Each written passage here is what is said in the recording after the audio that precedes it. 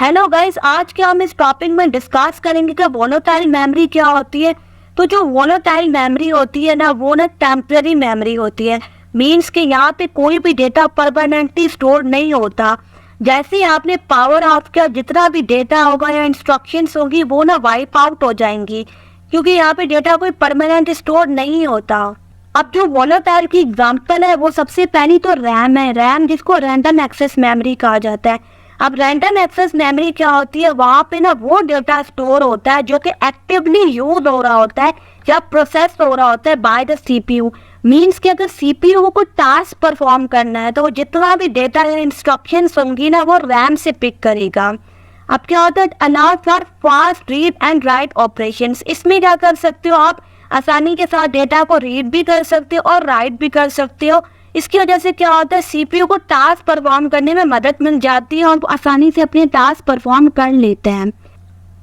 अब जो दूसरी मेमोरी की टाइप है वो है कैशे मेमोरी। जो कैशे मेमोरी होती है वो होती तो बहुत ज़्यादा स्मॉल है, लेकिन हाई स्पीड मेमोरी होती है जो कि लोकेट कर रही होती है सीपीयू के। और इसमें भी क्या होता है, टेम्पररी बेसिस पे ना डेटा स्टोर होता है, और वो डेटा स्टोर होता है जो कि सीपीयू को चाहिए फ्रीक्वेंट टास्क परफॉर्म करने के लिए। और क्या होता है, सीपीयू बहुत ही आसानी से और बहुत ही जल्दी से कैशे से डेटा पिक करता है और अपना टास्क परफॉर्म कर लेता है। और ये क्या होता है, इसको क्विक डेटा एक्सेस देती है। अब जो वोलेटाइल मेमोरी होती है ये इसलिए इस्तेमाल की जाती है ताकि जो है ना क्विक डेटा की फरहमी की जा सके। जिस तरीके से फॉर एग्जाम्पल आपने कोई ऐप रन करनी हो, डेटा को प्रोसेस करना हो तो वो जल्दी हो पाए, इस वजह से क्या होता है वोलेटाइल मेमोरी का इस्तेमाल किया जाता है। अब जो दूसरी टाइप है मेमोरी की वो है नॉन वोलेटाइल। अब जो नॉन वोलेटाइल मेमोरी होती है वो क्या करती है, अपनी इंफॉर्मेशन को रिटेन रखती है। अगर आपने पावर बंद भी किया तब भी क्या होता है, वहाँ पे जितनी भी इंफॉर्मेशन होती है वो रिटेन रहती है, क्योंकि ये लॉन्ग टर्म डेटा स्टोरेज है। इस वजह से यहाँ पे जितना भी डेटा होता है वो वाइप आउट नहीं होता, अगर आप पीसी बंद करते हो तब भी। अब इसकी जो एग्जांपल है वो है रोम। रोम का मतलब होता है रीड ओनली मेमोरी। अब क्या होता है, यहाँ पे ना ऐसा सॉफ्टवेयर लिखा गया होता है जो कि आपको ना बहुत ज़्यादा फ्रीक्वेंटली चेंज करने की ज़रूरत नहीं है। इस वजह से क्या होता है, ये परमानेंट होती है। अब जैसा कि आपके ना कंप्यूटर का बायोस है, आपको कितनी बार जो है ना लगा होगा कि मुझे इसको चेंज करना है, नहीं ज़रूरत पड़ती ना। इस वजह से क्या होता है, यहाँ पे ना जो इंस्ट्रक्शंस होती है वो ना परमानेंटली स्टोर हुई होती हैं। अब जो दूसरी टाइप है वो है फ्लैश मेमोरी। फ्लैश मेमोरी में एसएसडी आ गई, यूएसबी ड्राइव्स आ गई, मेमोरी कार्ड आ गई। इसमें भी क्या होता है, आप ना परमानेंटली डेटा स्टोर कर सकते हो। मीन्स कि आपने कोई फाइल स्टोर करनी हो या एप्लीकेशन स्टोर करनी हो तो आप लॉन्गर पीरियड ऑफ टाइम के लिए स्टोर कर सकते हो।